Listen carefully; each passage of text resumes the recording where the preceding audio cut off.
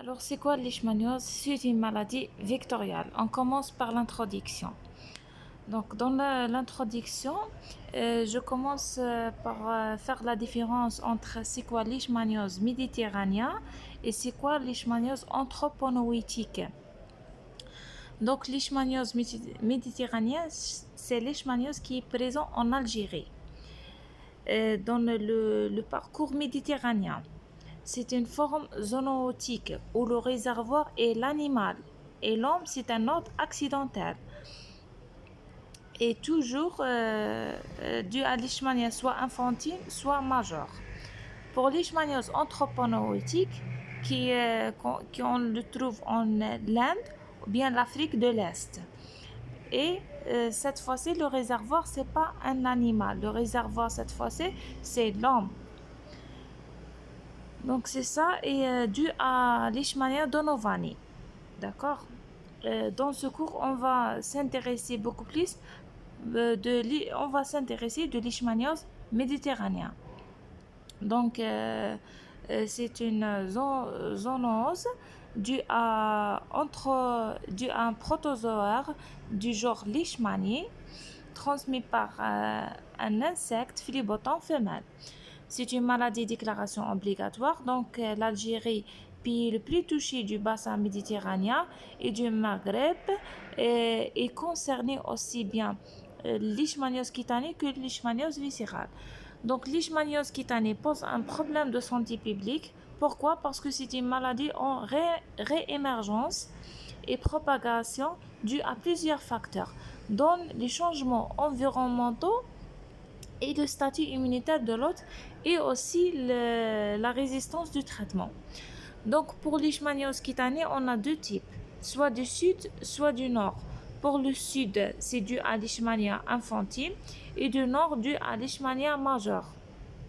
Pour leishmaniose viscérale, qu'on trouve beaucoup plus chez les enfants ou bien chez les immunodéprimés avec une sérologie négative, pour leishmaniose viscérale est mortelle en absence de traitement. Donc pour la clinique pour le leishmaniose cutanée, soit une forme sèche, soit une forme humide. Et pour le leishmaniose viscérale qui est observée beaucoup plus chez les enfants, il est caractéristique par le triade de fièvre, splénomégalie et pâleur. Et pour les immunodéprimés, on observe des formes pulmonaires et viscérales. Le diagnostic se fait par la mise en évidence du parasite et par le culture de NNN, la sérologie et le PCR. Le traitement basé sur glycantine qui est instauré de dose progressive pour surveiller les effets de stibio-intolérance et stibio-intoxication. Et en deuxième attention, c'est l'amphobie. La prévention, c'est la lutte antivectorielle. Maintenant, on passe à l'épidémiologie. Donc, l'épidémiologie, l'agent causal, c'est leishmanie. Les leishmanies sont des parasites intracellulaires, se présentent chez les vertèbres sous forme amastygote, donc chez l'homme sous forme amastygote, et chez l'insecte sous forme de promastygote. Promastygote caractérisée par elle est flagellée, libre et mobile. Amastygote aflagellé, immobile et intramacrophage. Donc, selon l'espèce, pour leishmania cutanée du nord est due à leishmania infantile, MON 24, et du sud due à leishmania majeure, MON 25. Pour leishmaniose viscérale, c'est dû à leishmania infantile, MON 1. On a autre forme de leishmaniose cutanée identifiée à Gherdaya due à un nouvel type de leishmania qui est leishmania kiliki MON 301. Donc on passe à la vecteur. Le vecteur, c'est les phlebotomes, sont des petites moucherons, insectes diptères de 2 à 3 mm de longueur, une activité précospulaire et des premières moitiés de nuit. La femelle est hématophage. Les femelles sont méchantes, piquent toute l'année en zone intertropicale et en saison estivale pour les zones tempérées. Donc son vol est silencieux, sa piqûre est douloureuse mais ne laisse pas de traces. Donc pour leishmaniose, pour aussi les vecteurs, on a plusieurs vecteurs le- selon l'agent causal. Donc pour leishmaniose viscérale qui est due à leishmania infantile, on a deux types de phlébotome, soit phlébotome perniciose, soit phlébotome longicuspis. Pour leishmaniose cutanée du nord, due à leishmania infantile -24, donc le phlébotome responsable, c'est phlébotome perfibullé.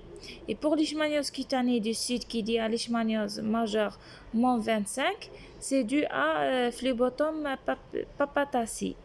Et pour la dernière, Ghirdaya, dû à leishmania cliquée, donc le phlébotome responsable, c'est le phlébotome sergenté. Donc on passe directement au réservoir. Le réservoir aussi il est varié selon le type de leishmanie. Donc pour leishmanie viscérale, c'est le chien qui est le réservoir. Leishmaniose cutanée du nord, aussi le chien. Et leishmaniose cutanée du sud, on a deux types de rongeurs. C'est le Marion Chaoui et le Psammomus obsus. Et pour le leishmania de Ghirdaya, dit aussi un rongeur, c'est le Massotiera mzabi. C'est ça. C'est pour les leishmaniose méditerranéenne. Comme j'ai déjà dit dans l'introduction, pour les leishmaniose anthroponoïtique, l'homme est le réservoir. Mais pour méditerranéen, c'est l'animal qui est réservoir. Soit le chien dans le cas de leishmaniose viscérale et leishmaniose cutanée du nord, ou bien le rongeur sauvage pour leishmaniose cutanée du sud et de Ghirdaya. On passe aux transmissions. La transmission essentiellement par piqûre de phlébotome, mais aussi chez les toxicomanies intraveineuses, la transmission par échange de seringues a été démontrée. Aussi la transmission par transfusion sanguine ou bien inoculation parentérale accidentelle, surtout dans les labos. Transmission congénitale transplacentaire est possible. C'est tout, pas de transmission sexuelle interhumaine. Chez les chiens, rarement. On passe direct à cycle parasitaire, donc c'est un cycle hétéroxane. Donc on commence, ça c'est la piqûre de phlébotome. Pour le cycle, on commence le cycle chez l'homme, ou bien chez l'hôte définitive. Donc qu'est-ce que ça veut dire l'hôte définitive? C'est l'homme, le chien et le rongeur sauvage. Ça, c'est l'hôte définitive. Donc, on trouve les formes amastygotes qui se multiplient dans les cellules du système réticulo-endothélial, notamment les macrophages.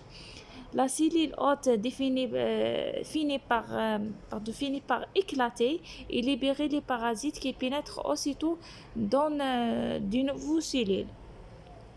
Pour le cycle chez le phlébotome, c'est l'hôte intermédiaire, donc s'infecte en piquant l'homme ou l'animal malade. Dans le type digestif de l'insecte, les formes amastygotes se transforment en forme promastygote. Donc le phlébotome, lorsqu'elle pique l'homme, elle va prendre la forme amastygote. Puis dans le type digestif, elle va transformer en forme promastygote. Après une semaine environ, le phlébotome regurgite et injecte les formes promastygotes suite à un effort de scission. Donc, le phlébotome, elle va injecter à l'homme des formes promastygotes qui vont par la suite chez l'homme se développer en forme amastygote. C'est ça. Pour la physiopathologie, c'est simple. Pour les leishmaniose cutanée, le phlébotome injecte les formes promastygotes qui vont transformer en forme amastygote qui est trouvée dans les macrophages au site d'inoculation et induit l'apparition de granulomes inflammatoires. Chez les immunodéprimés, on peut observer des formes diffuses, ce qu'on appelle la lésion de l'hébromatose. Pour les leishmaniose viscérale, les formes amastygotes diffusent dans le système de phagocytes mononucléés c'est le foie, la rate, les ganglions, la moelle osseuse, et peuvent survivre à l'intérieur des macrophages non actifs, déclenchant et l'expression de maladies dépendent de la virulence de parasites et l'immunité du sujet. Souvent, elle est asymptomatique, sauf chez les enfants et les immunodéprimés. Donc maintenant, on passe clinique. Dans la clinique, on a 3 formes de leishmaniose. Le leishmaniose viscérale, leishmaniose cutanée, leishmaniose muqueuse. On commence par leishmaniose viscérale. Donc on trouve souvent chez les enfants. L'incubation est entre 1 à 6 mois, parfois plus. Donc l'infection est souvent infraclinique et les porteurs sont asymptomatiques fréquents. Les jeunes enfants et les malnutris sont plus exposés à une expression clinique, de même que les immunodéprimés. Donc on passe à la phase d'état. La phase d'état, donc le débit peut être progressif ou brutal avec fièvre. C'est le signe le plus précoce et le plus constant. Donc la phase d'état, c'est le triade, fièvre, splénomégalie et pâleur. Fièvre, c'est la fièvre folle, anarchique, désarticulée, prend tous les aspects, même ondulante, intermittente et régulée avec un pic entre 39 et 40. Le pâleur, c'est le signe d'anémie et toute particulièrement évidente sur une peau claire, donne la teinte sureuse, tire l'œil. En Inde, la peau des patients prend un aspect gris tireux, à l'origine de le nom de la maladie Kala-Azar, c'est-à-dire la fièvre noire. Donc la première fois Kala-Azar est observée en Inde. Ils ont appelé c'est la fièvre noire parce qu'elle donne un pâleur chez un sujet noir, elle va donner une couleur de gris tireux. Donc ce qui signifie Kala-Azar, fièvre noire. Donc pour la splénomégalie, si le signe est précoce et fréquent, dans 80% des cas, la rate est dure, lisse, indolore, peut devenir énorme jusqu'à atteindre la fosse iliaque gauche. On peut le stadifier la splénomégalie. La phase 1, c'est rate palpable à l'inspiration profonde. La phase 2, rate palpable en respiration normale. Et phase 3, normalement la rate n'est pas palpable. Phase 3, c'est rate atteint la ligne horizontale, passe par l'ombilic. La phase 4, c'est la rate atteint la ligne horizontale, passe par l'épine iliaque antéro-supérieure. Et pour la phase 5, c'est la rate plongée dans la fosse iliaque gauche.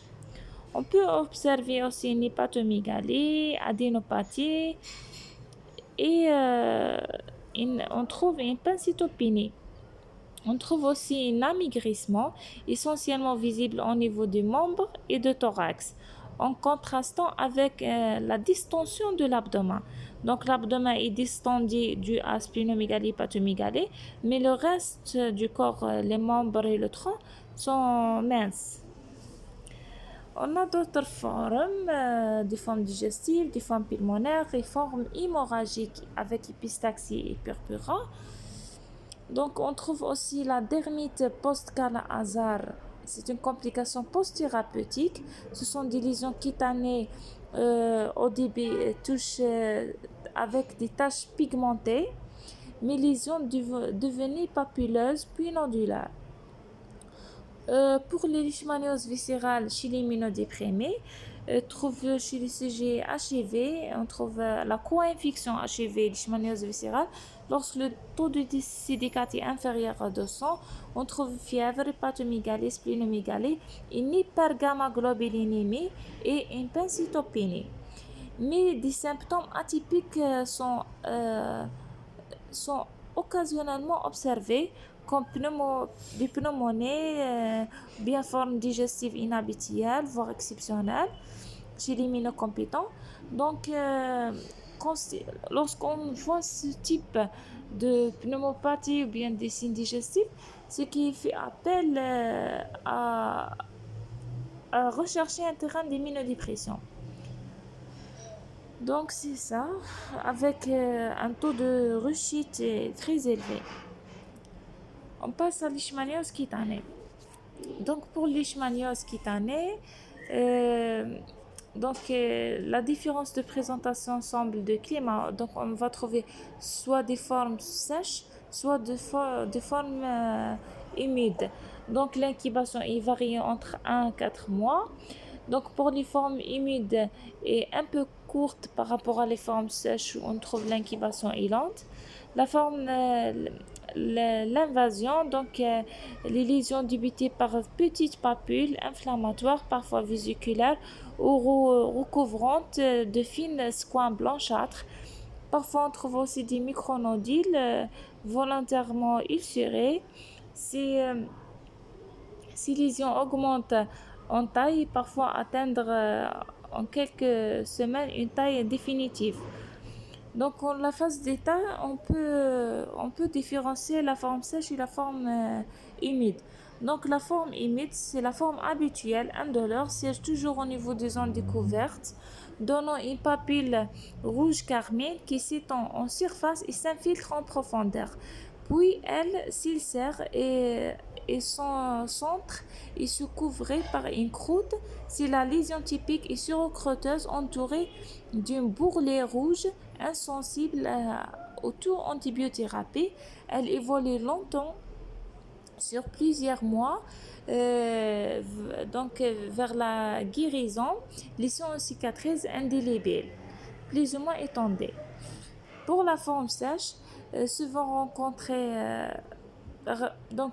et c'est assez rare par rapport à la forme humide, caractérisée par des lésions papilleux nodulaires et de taille volontairement réduite, couvrées par des squames blanchâtres sèches et fines.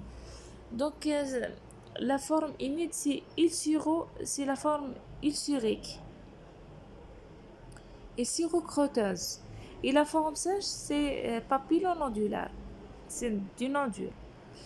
Donc, on a d'autres formes. On peut trouver leishmaniose diffuse, c'est la forme de lèbreomateuse. Donc, lésion élémentaire est une nodule non ulcérée. Les nodules sont au début de petite taille, isolées, très nombreuses et disséminées sur l'ensemble du corps. Et au fur et à mesure, les nodules augmentent en taille et deviennent confluentes et formant de larges plaques infiltrées l'aspect du malade. Ça paraît des lésions de lébrémateux. Ces formes sont rebelles aux anti-leishmaniens et évoluent par des poussées.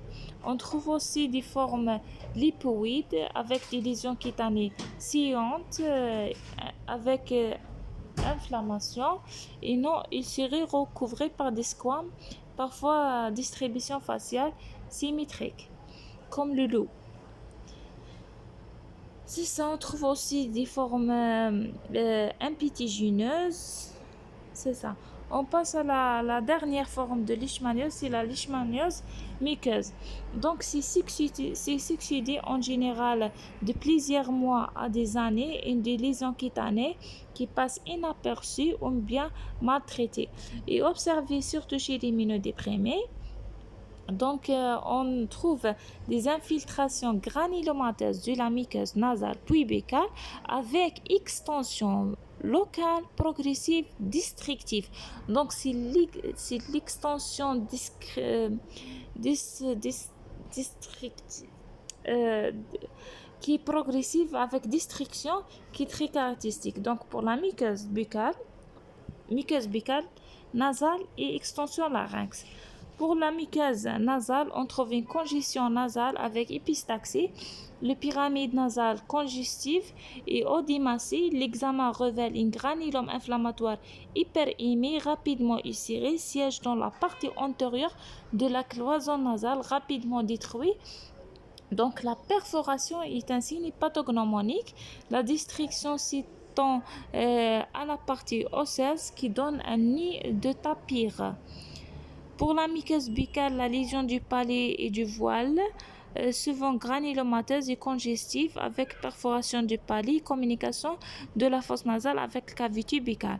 Et l'extension larynx, localisée rhino-bucco-pharyngée avec dysphonie et un tout métallique. Le granulome rétrécit le carrefour aérodigestif, entraîne une dysphagie, une dyspnée. On passe directement à le diagnostic. Donc, avant de passer le diagnostic, on a des arguments épidémiologiques, cliniques et des éléments d'orientation. Puis, on passe à des éléments de certitude.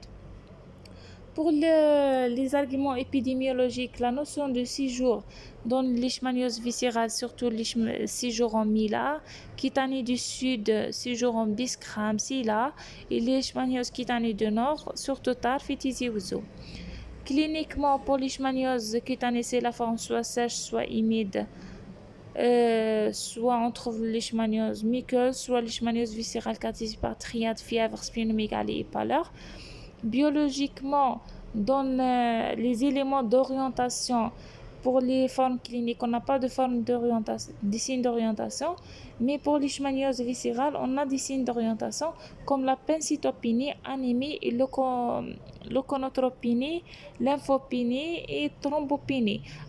Par cette pancytopénie due à l'hypersplénisme.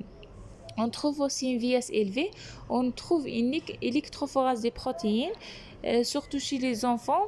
On trouve le rapport de l'albumine sur le protéine global est inférieur à 1. On passe à le diagnostic de certitude.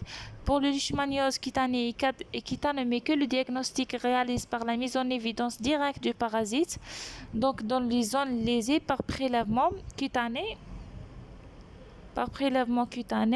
Donc parfois on fait des fragments biopsie et en colore on trouve la forme amastygote,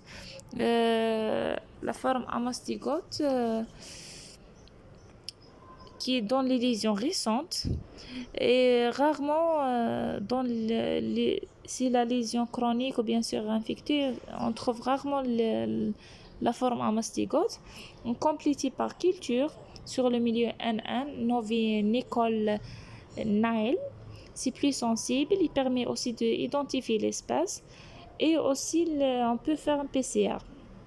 Pour leishmaniose viscérale, le diagnostic aussi basé sur la mise en évidence du parasite par prélèvement au niveau de la moelle osseuse, ou bien les leucocytes du sang circulant après une centrifugation, ou bien autres liquides ou bien empreintes.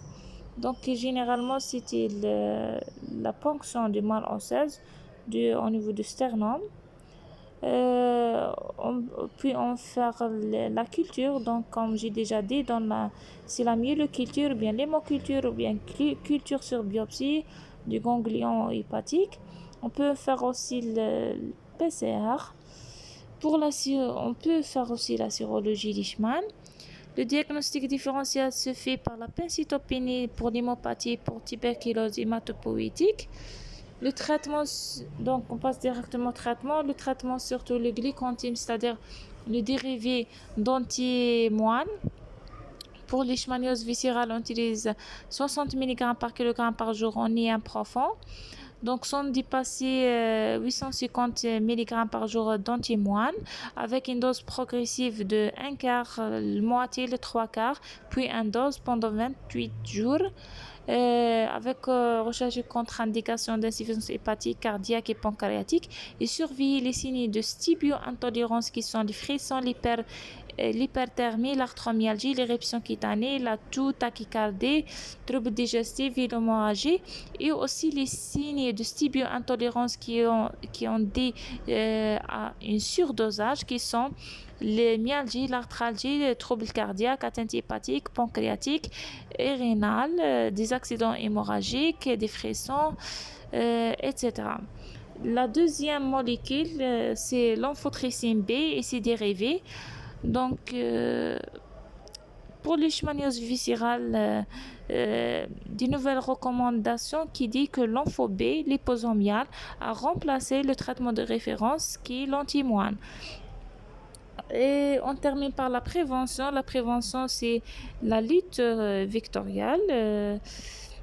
Donc, la lutte contre le phlébotome et aussi contre le réservoir qui est le chien ou bien les rongeurs sauvages. Il y a certains qui recommandent un traitement préventif de rechute pour les sujets HIV. C'est un traitement d'entretien pendant 3 à 4 semaines euh, jusqu'à le taux de CD4 remonte supérieur à 200. Et merci.